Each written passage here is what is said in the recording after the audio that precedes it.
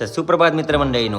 सूरज सरांचे भाऊ भावलेला छेडताना पकडलं आणि पंकजीला भेटला आयफोन जुनावाला. किशनजीचं मन बदललं, आयफोनच घेतो आता. असे आयफोन आपण कचऱ्यात टाकतो, आपल्याला गरज नाही, कारण की त्याला रिपेअरिंग करायला गेलं तर 10,000 रुपये खर्च असेल. आधी वाटलं टेलिफोन आहे, नंतर यांनी सांगितलं पासवर्ड टाका आणि पैसे काढा, त्यासाठी पैसे कमवायला लागतील. तर हे पण आपल्या कामाचं नाही. किशन भाई पिशव्या चेक करतोय, परत एक फोनचा डबा भेटला. नो इंटरेस्ट, घेणं तर आयफोनच. पंकजी कुठून काढतात काय माहित जिंगल बाईच्या पिशव्या. किशन भाईला भेटलं मैसूर पाकचा डब्बा, खाली काजू कतरी असेल.